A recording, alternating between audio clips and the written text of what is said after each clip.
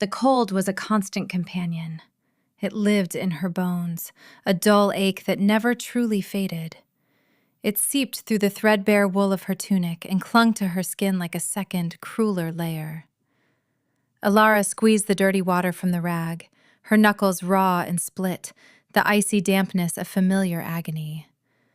The stone floor of the great hall was vast and unforgiving, stretching out like a frozen lake under the weak winter light. They called her the ghost of Stonefang, an Omega orphan left on their doorstep 18 winters ago, a burden they never let her forget. She was less than a servant, more of a fixture, something to be ignored until a mess needed cleaning or a cruel word needed a target. Worthless. The word was a brand on her soul, whispered in the halls and hissed in her face so often she had started to believe it. Her stomach was a tight, aching knot of hunger. Breakfast had been a crust of stale bread she had eaten while hiding in the pantry, and dinner was a distant, uncertain promise. She pushed the thought away, focusing on the rhythmic scrape and splash of her work. Move forward, scrub, wipe, repeat. It was a litany that kept the despair at bay, a physical act to silence the screaming emptiness inside. The heavy oak doors of the hall slammed open, letting in a swirl of snow and a gust of wind that sliced like claws. Alara flinched, curling into herself as if to disappear into the stones. 3 figures stood silhouetted against the white fury of the blizzard outside. Lyra, the pack alpha's daughter, flanked by her 2 sneering companions. Look at it. Lyra's voice was sharp and brittle, like ice cracking underfoot. Still scrubbing. Do you ever do anything else, little mouse? Alara kept her eyes down, her focus locked on the grimy patch of floor in front of her. Acknowledging them only made it worse. Silence was her only shield, flimsy as it was. A finely booted foot kicked the wooden bucket, sending a wave of sludgy, freezing water splashing over Alara's legs and pooling around her. The shock of the cold was so intense it stole her breath. It soaked her thin trousers instantly, a brutal, biting chill that felt like it was freezing her to the floor. Oops, Lyra said, the false innocence in her tone more cutting than any insult. Her friends snickered. Clumsy me. You missed a spot, Omega. A very large spot. Alara gritted her teeth, the pressure in her jaw a counterpoint to the shivering that racked her body. She did not look up. She would not give them the satisfaction of her tears. Inside, a tiny, stubborn flame flickered. They could humiliate her, starve her, freeze her. But she would not break. That, she swore to herself every single day. They would never, ever break her. Pathetic, Lyra scoffed, her voice dripping with disdain. My father is hosting the emissaries from the Winter Guard tonight. The entire hall needs to be spotless.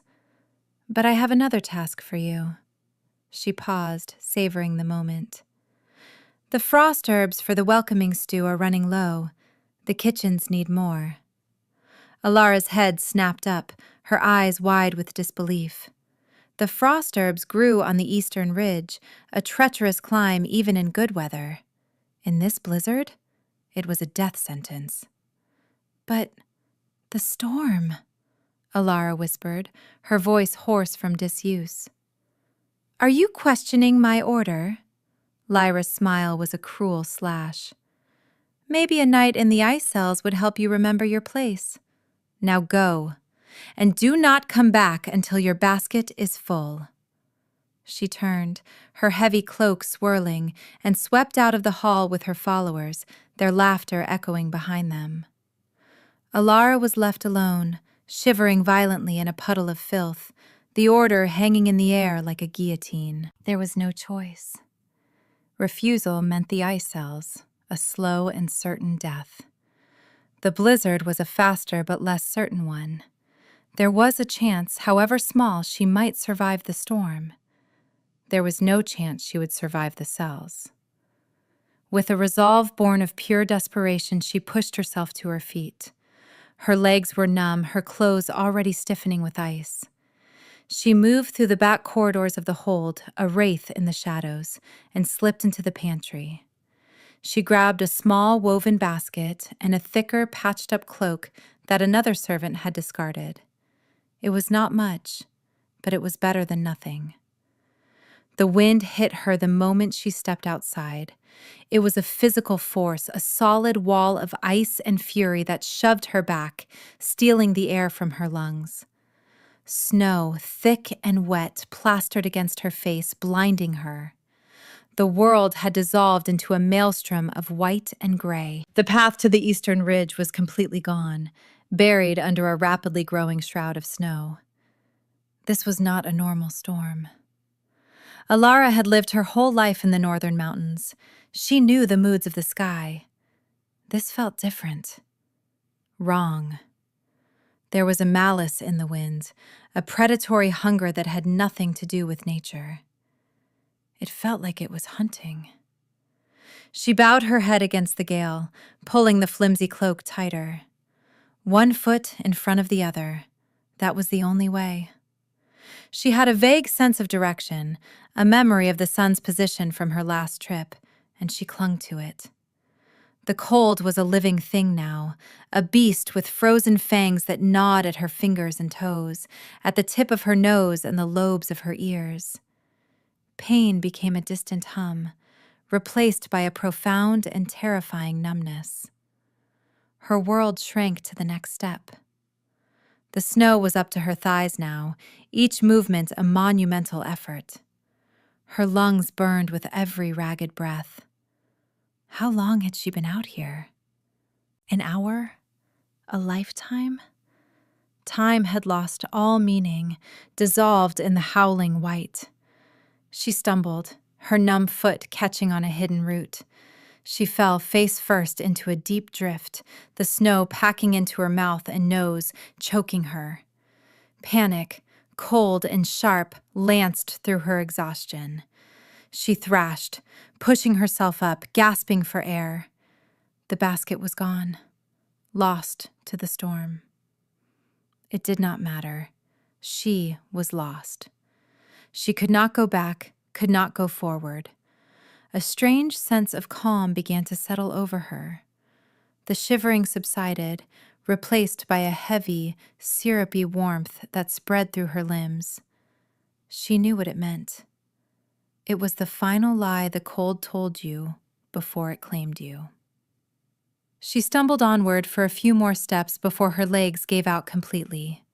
She collapsed against the trunk of a massive pine, sliding down its rough bark to sit in the snow. This was it then. Her end. A short, miserable life ending alone in a storm. She closed her eyes, the image of Lyra's triumphant sneer the last thing in her mind. A single, frozen tear tracked a path down her cheek. A scent cut through the blizzard's sterile chill. Pine, yes, but something else. Something wild and warm. Wood smoke and winter storms, musk and sheer power. It was primal and terrifying, yet it called to a part of her she did not know existed. Her eyes fluttered open. A shape was resolving itself out of the swirling snow. It was massive, a silhouette of impossible size and breadth. It moved with a silent, fluid grace that defied the deep snow and the raging wind. As it drew closer, her heart hammered against her ribs, a frantic, terrified drumbeat. It was a man, but he was more than any man she had ever seen. He was built on a scale that seemed to belong to mountains and glaciers, broad-shouldered and impossibly tall. He wore dark, heavy furs, and a greatsword was strapped to his back, its hilt stark against the white chaos. His face was all harsh angles and predatory beauty, framed by a mane of black hair dusted with snow. But it was his eyes that held her captive. They were not a normal color. They were molten gold, glowing with an internal light, like twin suns burning in the heart of the storm. They scanned the forest before landing on her, and in that instant, the world fell silent. The howl of the wind, the ache in her bones, the creeping warmth of death, it all vanished. There was only the intensity of his gaze. He took a final long stride that brought him to stand over her.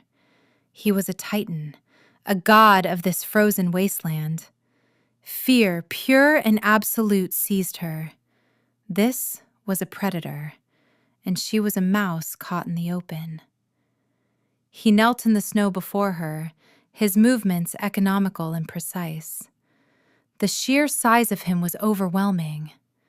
He reached out a hand, his fingers long and calloused, and gently brushed the snow from her cheek. The moment his skin touched hers, the world exploded. It was not a sound, it was a feeling, a cataclysm. A wave of searing, unbearable heat shot from the point of contact, a bolt of lightning that traveled up her arm and slammed into her chest. Her heart stopped, then restarted with a jolt so powerful it arched her back. A scream was ripped from her throat, but it was swallowed by the sudden, deafening roar of 1,000 voices in her mind. Visions, feelings, memories that were not hers flooded her.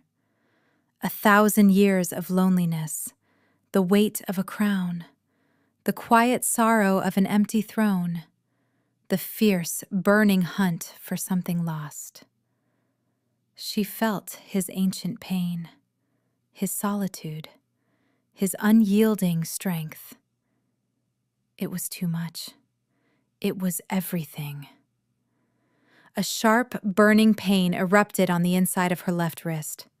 She cried out, pulling her hand back, cradling it to her chest. She looked down, her vision swimming. There, against her pale, frozen skin, a mark was forming. It bloomed like a black flower, intricate lines of silver and gold light swirling and twisting into a symbol she had never seen before. A stylized wolf's head crowned by a rising sun. It glowed with a soft, ethereal light, pulsing in time with her frantic heartbeat. She stared at it, her mind reeling. What was this? What was happening to her? She looked up at the man, her breath catching in her throat. His golden eyes were no longer just glowing. They were blazing. Twin infernos of shock, recognition, and an emotion so powerful, it buckled her knees. The air around him crackled with raw, untamed energy. He reached for her again, his movements slower this time, as if she were a wild, frightened thing that might bolt. His gaze was locked on her face, his expression a storm of emotion she could not begin to decipher. You, he breathed, his voice a low rumble, deep as thunder and soft as falling snow. It vibrated through her, a physical touch that resonated in the core of her being. Confusion and terror warred within her. Her body, her very soul, hummed with a strange new energy, a resonance that answered the power rolling off him. It felt like coming home to a place she had never been. It felt like finding a part of herself she never knew was missing. Her instinct screamed one word: mate. But her mind screamed another: danger. This was impossible. This was madness.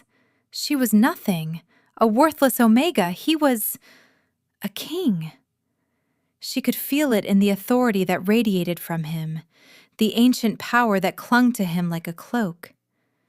He saw the terror in her eyes. His expression softened, the harsh lines of his face easing into something akin to reverence. He looked from her eyes to the glowing mark on her wrist and back again. Mine, he said. It was not a question. It was a statement of absolute fact, a claim laid upon her soul. The word echoed in the space between them, more binding than any vow, more powerful than any chain. He had found her. After centuries of searching, of ruling alone, of an aching emptiness that mirrored her own, he had found her. Before she could process the word, before she could utter a single protest, the last of her strength gave out. The world tilted, the blazing gold of his eyes the last thing she saw as darkness rushed in to claim her. She was falling, but she knew, with a certainty that defied all logic, that he would catch her. She woke slowly, drifting up from a deep, dreamless black. The first thing she registered was warmth, not the treacherous, deadly warmth of freezing, but a deep, penetrating heat that soaked into her muscles and thawed the chill from her marrow. It was a luxury she had not felt in years, if ever. The second thing was the scent. Wood smoke, pine, and that same intoxicating wild scent of the man from the storm. It was all around her, clinging to the thick furs that were piled on top of her. She was lying on a soft pallet of more furs, and a fire crackled merrily in a stone hearth nearby, casting flickering shadows across the walls of a small, rustic cabin. Panic flared, hot and immediate. Where was she? Who brought her here? The memories rushed back, the blizzard, the collapse, the massive man with golden eyes, the bond, the mark. Her head whipped to the side, her eyes searching the small space. He was there. He sat in a large wooden chair near the fire, watching her. He was not sharpening a blade or mending his gear. His stillness was absolute, his entire focus on her. The golden eyes held her, their intensity undiminished. Alara scrambled backward, pressing herself against the rough-hewn log wall at her back, pulling the furs up to her chin like a shield. Her heart hammered against her ribs. He did not move from his chair, but his voice, when he spoke, filled the small cabin. "You are safe." It was that same deep, resonant timbre that settled deep in her chest. Safe? She had been abducted from her pack's lands by a stranger who radiated more power than her alpha ever had. A stranger who had somehow burned a glowing brand onto her skin. How could she possibly be safe? "Who are you?" she whispered, her voice trembling. "What do you want?" A faint, almost imperceptible smile touched his lips, though it did not reach his eyes. "I am Kale, and what I want," he said, his gaze dropping to her left hand, which was clutching the furs, "I already have." She followed his gaze. The mark on her wrist was still there, a stark black and silver against her skin. The glow had faded, but the lines were sharp and clear, an undeniable truth etched into her flesh. A wave of dizziness washed over her. "What is this?" she asked, her voice cracking. "What did you do to me?" "I did nothing," Kale replied, his voice soft but firm. "The bond did this. It has waited for us, for the moment we would finally touch. The bond." The word sent another shiver through her, this one unrelated to the cold. It sounded like a cage. "I don't understand." He rose from the chair, and the true scale of him was once again apparent. He filled the room, a force of nature contained within four walls. He moved toward her slowly, his steps deliberate. Alara pressed herself harder against the wall, her knuckles white as she gripped the furs. "You are my mate," he stated, stopping a few feet from the pallet. "The other half of my soul. I have waited for you for a very, very long time." Mate. Soul. The words were from old stories, from legends whispered by the elders. Fated mates were a myth, a fairy tale for children. And even if they were real, they were for powerful alphas, for nobles, for anyone but her. She was an omega, a nothing. No, she choked out, shaking her head. You're wrong. It's a mistake. I'm nobody. The word worthless hung unspoken in the air between them. You are Alara, he said, and the way he spoke her name was a caress, as if it were something precious. And you are everything. His certainty was terrifying. It flew in the face of everything she had ever known, every insult, every blow, every moment of her miserable existence. Could her entire life have been a lie? Could she be wanted? The thought was so alien, so overwhelming that her mind shied away from it. He seemed to understand her turmoil. He did not press closer. The storm has passed. You need to eat, rest. The bond has taken its toll on you. He gestured to a small wooden bowl on the hearth. It was filled with a thick, fragrant stew. The smell made her stomach clench with a hunger so sharp it was painful. He retreated to his chair, giving her space. The gesture was one of consideration, but his eyes never left her. He was watching her, guarding her. The possessiveness in his gaze was a tangible thing, a cloak of heat and shadow that settled over her. Hesitantly, she reached for the bowl. Her hands trembled as she lifted the spoon. The stew was rich with meat and herbs, and it was the most delicious thing she had ever tasted. She ate quickly, ravenously, unable to stop herself. When the bowl was empty, a profound exhaustion settled over her. Sleep. Kale's voice commanded softly from across the room. No one will harm you here.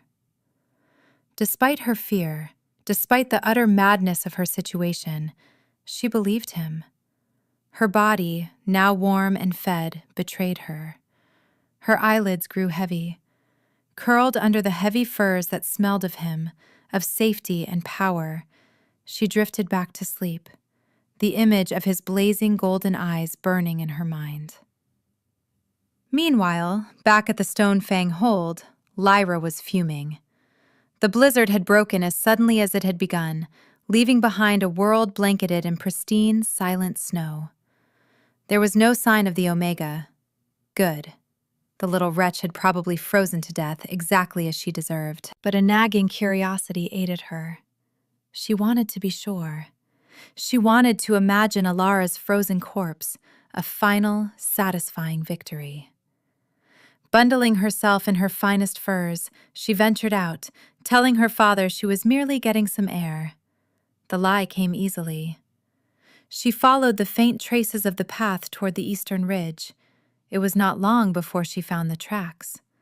A single set of small, stumbling footprints, nearly erased by the storm. And then, farther on, they were joined by another set. Lyra's eyes widened. These new tracks were huge, the stride long and powerful. A massive wolf, perhaps? No. The print was humanoid. A man. A very large man. Her heart began to beat faster. Who else would be out in that storm? She followed the dual tracks, which led away from the ridge and deeper into the ancient woods that bordered their territory. They ended at a small, secluded cabin she had never known existed. It was old, but well kept, with a thin tendril of smoke curling from its chimney. Her jealousy, a venomous and constant thing, flared. Had that pathetic Omega found shelter? Had some trapper taken her in? Lyra crept closer, her movements silent in the deep snow. She circled the cabin, looking for a way to see inside. A small window, its shutter slightly askew, offered a narrow glimpse. She peered through the gap, and her blood ran cold. The Omega, Alara, was there, asleep on a bed of furs. But it was the man sitting by the fire who stole her breath. She recognized him instantly from the emissary's descriptions, from the legends. The harsh, beautiful face, the sheer, intimidating size, the aura of ancient, absolute power. It was him. Chaol, the Alpha King of the North, the supreme leader of all the packs. Why? Why would the Alpha King be here, in a hidden cabin on their lands, with her? It made no sense. Lyra's gaze fell upon Alara again. The Omega shifted in her sleep, her left hand falling away from the furs.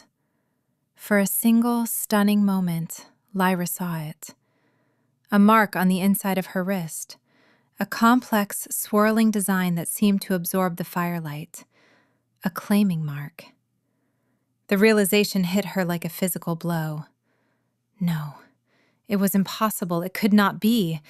That worthless, filthy, insignificant creature was the fated mate of the Alpha King? The queen of them all? A wave of rage so potent it made her dizzy washed over Lyra. It should have been her. She was the daughter of an Alpha. She was beautiful, strong, worthy. She had dreamed of catching the eye of a powerful mate, of ruling, and this scrap of nothing had stolen it all. A new thought, cold and sharp as a shard of ice, cut through her fury. This was information. Powerful information. There were those who would pay dearly for it. Those who hated the Alpha King, who sought to usurp his throne. The Whispers of the Ember Covenant, a shadowy faction led by a rival king, were known even in the isolation of Stonefang. A cruel, triumphant smile spread across her face. If she could not be queen, she would be the one to destroy the queen. She backed away from the cabin, her mind racing. She knew who to contact. There was a merchant who passed through their territory, a man with cold eyes and a reputation for dealing in secrets as much as spices. He was an agent for the Covenant. Alara would not be queen. Lyra would see her dead, and she would enjoy every moment of the Alpha King's pain when he lost his precious, fated mate. For 2 days, Alara existed in a strange limbo. Chaol tended to her with a quiet, intense focus. He brought her food, kept the fire roaring, and spoke little, content to simply watch her. The fear had not vanished, but it was joined by a bewildering sense of peace. In his presence, the gnawing anxiety that had been her constant companion for 18 years began to recede. Her body healed. The raw skin on her hands grew smooth. The gauntness in her cheeks lessened. The bond hummed between them, a silent conversation beneath the surface. She could feel his emotions as a subtle pressure in her own mind, a deep, resonant satisfaction, a fierce protectiveness, and a thread of ancient sorrow that was slowly, so slowly, beginning to fade. He never touched her after that first cataclysmic moment. It was as if he understood that she was still a wild thing, poised to flee. He gave her space, but his presence was a constant possessive weight. She was his. The knowledge was terrifying and, in a way she could not admit to herself, thrilling. On the 3rd morning, he rose as the sun was casting pale light across the snow. "I need to hunt," he said, his voice pulling her from a light doze. "The wards on this cabin will hold. Nothing can enter. You will be safe." He donned his heavy furs and strapped the massive sword to his back. He was power incarnate, a warrior king ready for battle. He paused at the door, his golden eyes meeting hers. "I will not be long." Then he was gone, the door closing with a soft click behind him. The cabin suddenly felt too large, too empty. The silence was heavier without his presence to fill it. A strange pang of loss, sharp and unexpected, struck her. She pushed it down. She was not safe. She was a prisoner, no matter how comfortable the cage. An hour passed, then another. Alara paced the small cabin, her nerves stretched taut. The wards Cale spoke of made the air feel thick, but they did little to soothe her anxiety. Something felt wrong. A prickling sensation on the back of her neck, a return of the oppressive malice she had felt in the storm. Suddenly, the air shimmered. The protective wards around the cabin flared, a visible distortion like heat haze, and then shattered with a sound like breaking glass. The oppressive feeling intensified tenfold, crashing down on her. It was cold, dark, and filled with hate. The door burst inward, ripped from its hinges and thrown across the room to smash against the far wall. 5 figures stood in the doorway, clad in black leather armor trimmed with dull gray metal. Their faces were hidden by snarling iron masks, and the air around them stank of ash and blood. Ember Covenant. The name sprang to her mind, a whisper from the bond, a warning from Cale's own knowledge. In their center stood a man without a mask.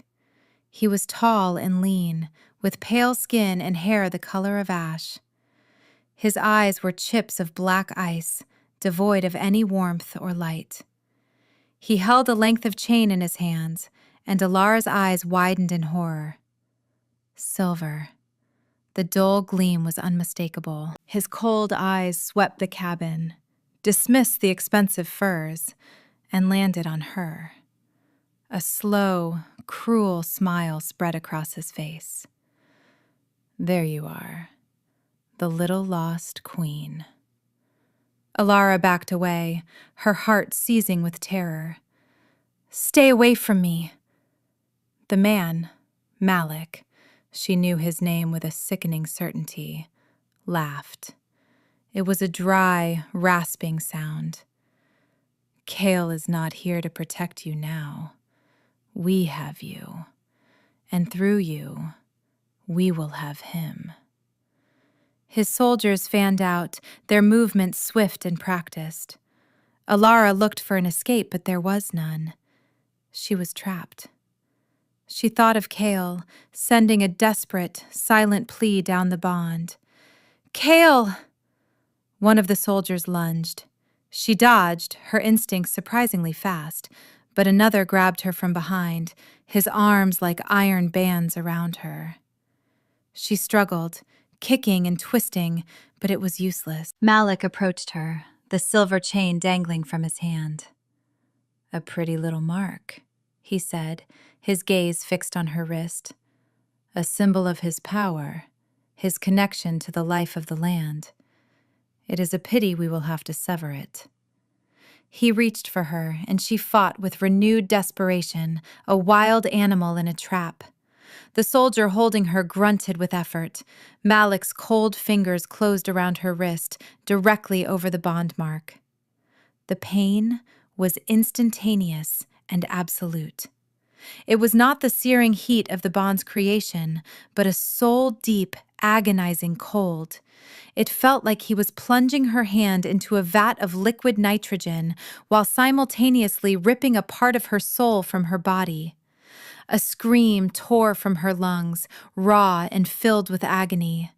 The bond, the beautiful, warm connection to Cale, wavered and grew thin, like a thread stretched to its breaking point. His presence in her mind, a constant warmth for the past 3 days, flickered and dimmed, replaced by a wave of his distant, roaring fury and pain. Malik wrapped the silver chain around her wrist, cinching it tight. The cold intensified, a constant, gnawing torment that radiated up her arm and into her chest. The world began to gray at the edges. Take her, Malik commanded. The king will follow, and we will be ready for him. She was dragged from the cabin, from the warmth and the safety that had been a brief, impossible dream. They threw her onto a horse, tying her hands. The last thing she saw as they rode away was the ruined doorway of the little cabin, a dark, empty mouth in the snow. Hope died within her, frozen by the silver's chilling touch. The journey was a blur of pain and misery.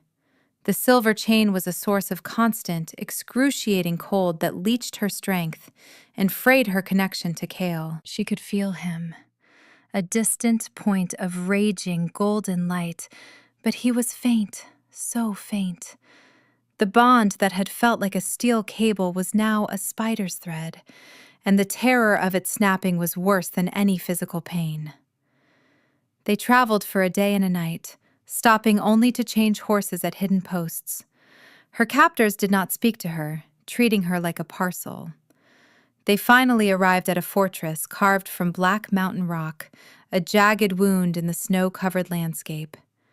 It radiated the same cold, malicious energy as Malik. This was his stronghold, the heart of the Ember Covenant. She was dragged through torchlit corridors of dark stone and thrown into a cell. The door, a solid slab of iron, boomed shut, plunging her into near-total darkness.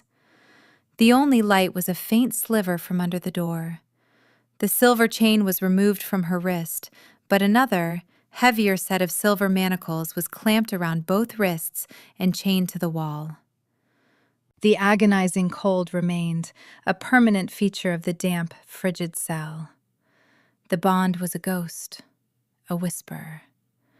She tried to reach for Kael, to feel his presence, but it was like shouting into a hurricane. There was only a vast, terrifying silence in her soul where he had been. Despair, black and suffocating, washed over her. Lyra's word echoed in her mind. Worthless. This was her fate. To be a pawn in a game of kings. To die alone in the dark, a tool to be used and discarded. Tears streamed down her face, silent tracks in the grime. She had been given a glimpse of heaven, a moment of being seen, of being wanted, only to have it ripped away. Hours or days later, the cell door opened. Malik stood there, silhouetted by the torchlight from the hall. He entered carrying a small stool and sat down just beyond her reach. "You are wondering what this is all about," he said, his voice smooth and conversational. It made her skin crawl. "It is simple, really. Kale's power is tied to the land, to life itself. It is an ancient, tiresome thing. My power comes from shadow, from entropy, from the beautiful, inevitable decay of all things." He leaned forward, his black eyes gleaming. But his connection gives him an advantage, an anchor. And the final, strongest piece of that anchor is his fated mate. The Sun Queen of the old prophecies, he smiled. That's you. Alara stared at him, her mind numb with shock. Sun Queen? It was absurd. You, my dear, are the key, Malik continued, enjoying his monologue. With you in my possession, I can perform a ritual. I will not sever your bond, oh no, that is far too simple. I will corrupt it. I will pour my shadow into you, turning you into a conduit of darkness. Your bond will become a weapon, poisoning Kale from the inside out. It will sever his connection to the land and leave him hollow, powerless. Then, I will kill him and take his throne. The sheer, calculated evil of his plan was breathtaking. He wanted to use her, to turn the most beautiful thing she had ever known into a weapon to destroy the one person who had ever looked at her and seen something of value. He will find me, she whispered, her voice a raw rasp. Malik laughed. Oh, I am counting on it. He is coming. I can feel his rage shaking the very mountains. He will walk right into my trap, and you will be the bait. He stood up, his speech concluded. The ritual begins at moonrise. Try not to despair too much. Your pain will only make the corruption stronger.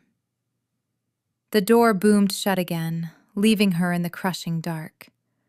His words echoed in the silence. Poison. Corruption. She would be the instrument of Cale's destruction. The thought was more horrifying than her own death.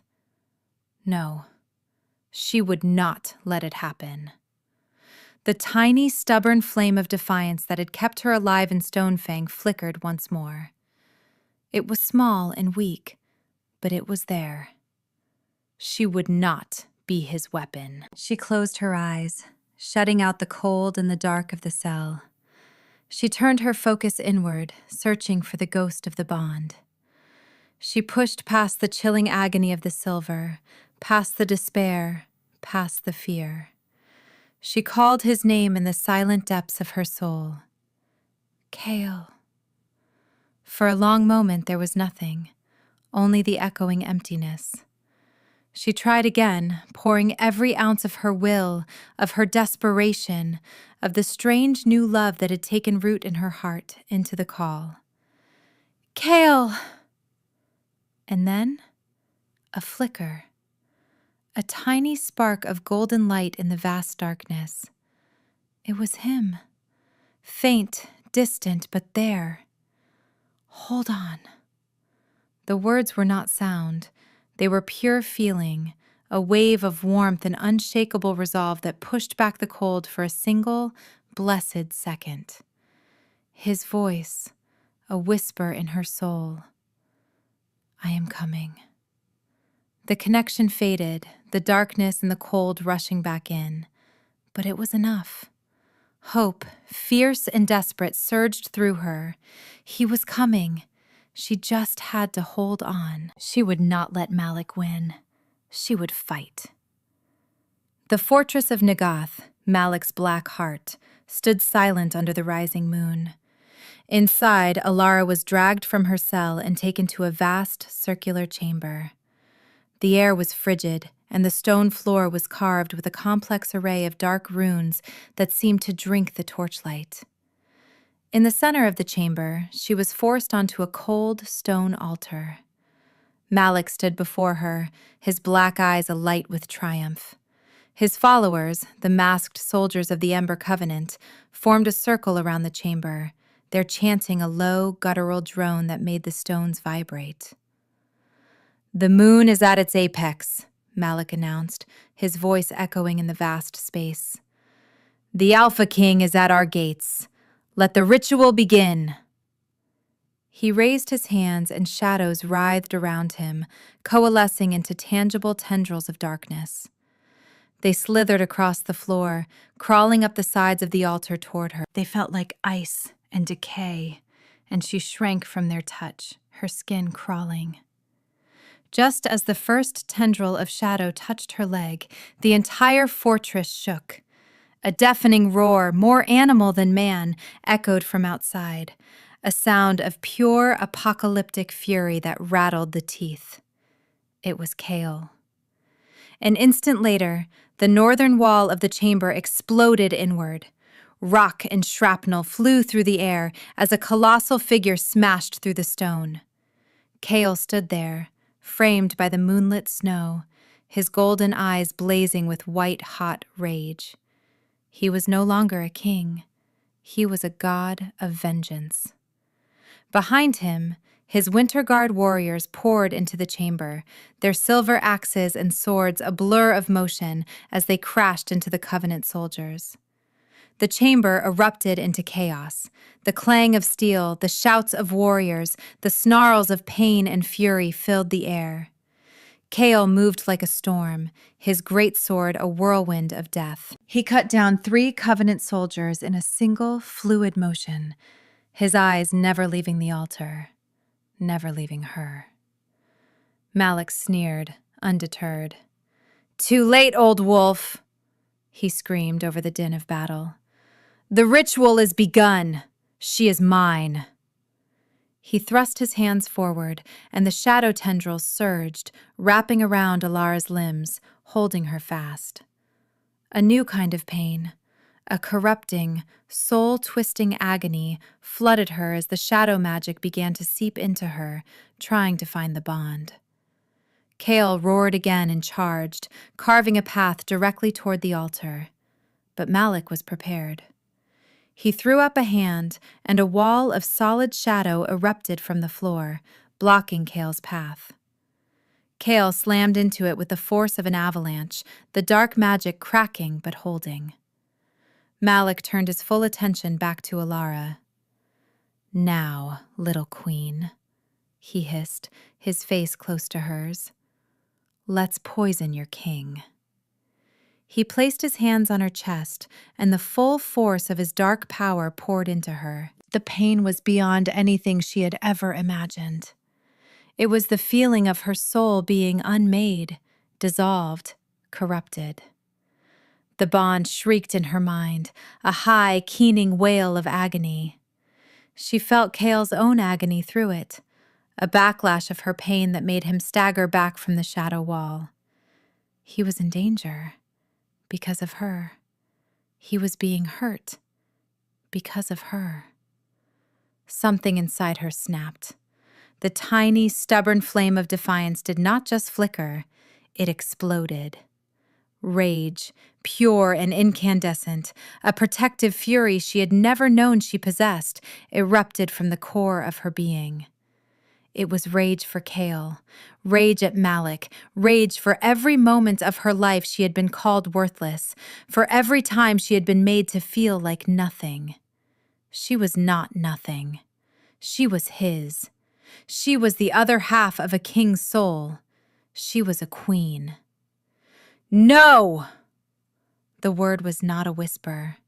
It was a roar of power that shook the chamber, a sonic boom of pure will. And her power, the hidden, dormant magic she never knew she had, answered. It was not shadow. It was light. Pure, brilliant, life-giving light. It erupted from her body in a blinding wave, a sun going nova in the heart of the dark fortress. The light was not hot. It was warm, like the first day of spring, and it smelled of new growth and clean rain. The shadow tendrils holding her vaporized, turning to smoke and dust. Malik was thrown backward, screaming as the pure light seared his skin, his dark magic unraveling in its presence. The silver manacles on her wrists glowed white-hot and then melted into slag, freeing her. The wave of light expanded, washing over the entire chamber. The Winter Guard warriors felt a surge of strength and vitality, their wounds knitting closed. The Covenant soldiers, creatures of shadow and hate, shrieked as the light burned them, their dark armor cracking, their resolve breaking. Kale's shadow wall dissolved into mist. He stared, his golden eyes wide with awe, as Alara sat up on the altar, wreathed in a corona of golden white light. She was magnificent, terrifying, beautiful. She slid off the altar, her bare feet landing softly on the stone floor. The light coalesced around her, no longer a wave, but a shimmering aura that moved with her. Her eyes, once the color of a winter sky, now glowed with the same inner fire as Kale's, a soft silver gold light. Malik scrambled to his feet, his face burned, his black eyes wide with disbelief and fear. "What are you?" he rasped. Alara looked at him, and for the first time in her life, she felt no fear, only a calm, righteous fury. "You called me worthless," she said, her voice clear and ringing with power. "You called me a tool, a key. You were wrong." She raised a hand, and a spear of pure light formed in her palm. "I am Alara. I am the Sun Queen, and you will not touch him." She thrust her hand forward, and the spear of light shot across the room. Malik threw up a desperate shield of shadow, but the light pierced it as if it were paper. It struck him in the chest, and he gave one last, agonized scream, as the light consumed him, unraveling his shadow-stitched soul until nothing was left but a pile of ash on the stone floor. Silence fell over the chamber, broken only by the panting of the victorious Winter Guard. The remaining Covenant soldiers had either fled or been cut down. The battle was over.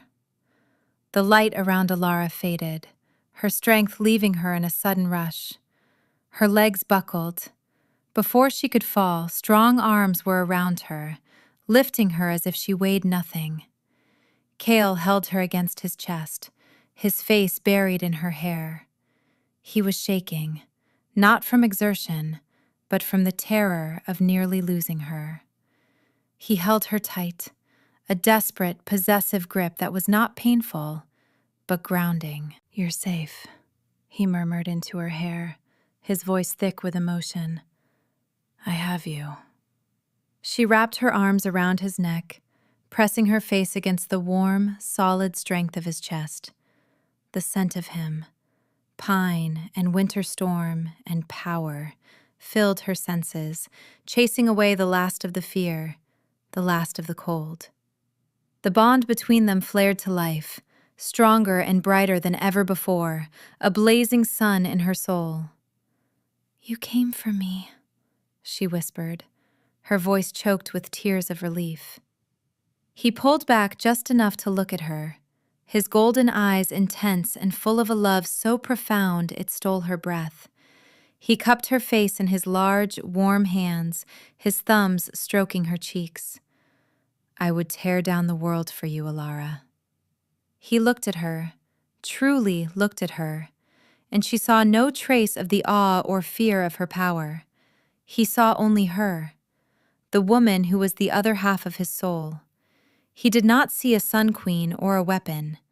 He saw his mate. "You were never worthless," he said, his voice a raw, fierce whisper. "You were a queen waiting to be found." In that moment, she finally believed it.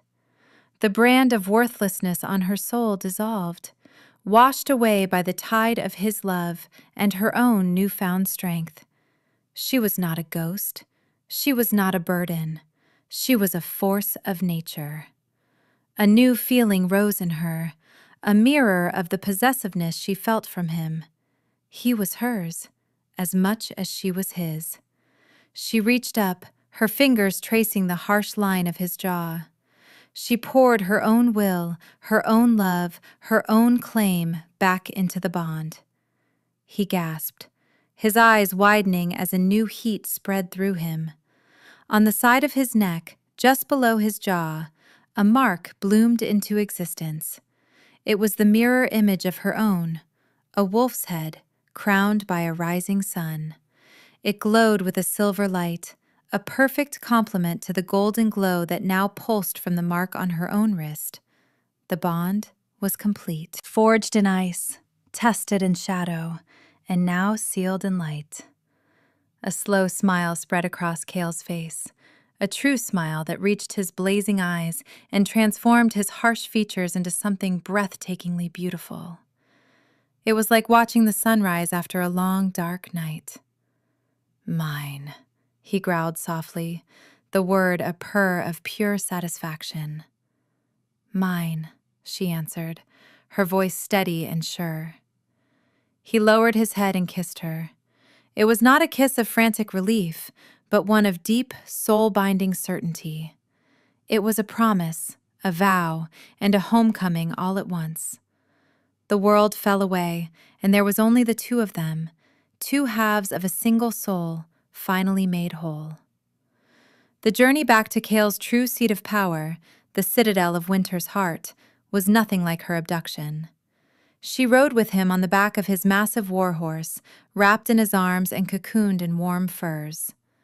The Winter Guard formed a respectful, silent escort around them. They no longer looked through her, but at her, their gazes filled with a mixture of reverence and loyalty. The citadel was not a dark fortress like Malik's, but a breathtaking structure of white stone and gleaming ice that seemed to have grown from the mountain itself. It soared into the sky, its towers catching the sunlight and shattering it into a million rainbows. As they approached, the great gates swung open, and the people of his kingdom poured out. They lined the path, thousands of them, warriors, families, elders, and children. When they saw Chaol, a great cheer went up, but when they saw her, held securely in his arms, a hush fell over the crowd. They saw the new mark on their king's neck, the glowing brand on her wrist. They saw the way he looked at her. Chaol dismounted, lifting her down to stand beside him. He kept one arm securely around her waist, holding her to his side. He faced his people, his voice booming across the silent square. "People of the North! For centuries I have led you alone. For centuries our throne has been but half full. No longer." He turned his gaze upon her, his golden eyes soft and filled with pride. "Behold Elara, my mate, your queen." He presented her to them, and as one, the thousands gathered in the square knelt. The gesture was not one of fear, but of profound respect. They knelt to their king and to the Sun Queen who had returned to them, the woman whose light had been prophesied to bring a new age of peace and strength. Tears welled in Elara's eyes. She, who had spent her life being invisible, being scorned, was now the center of a kingdom's hope. She looked at the faces of the people, at the warriors of the Winter Guard, and at the powerful, beautiful man standing beside her, his warmth a solid, comforting presence. She was no longer cold. She was no longer alone. She had found her power.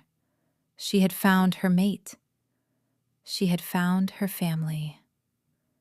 She was home.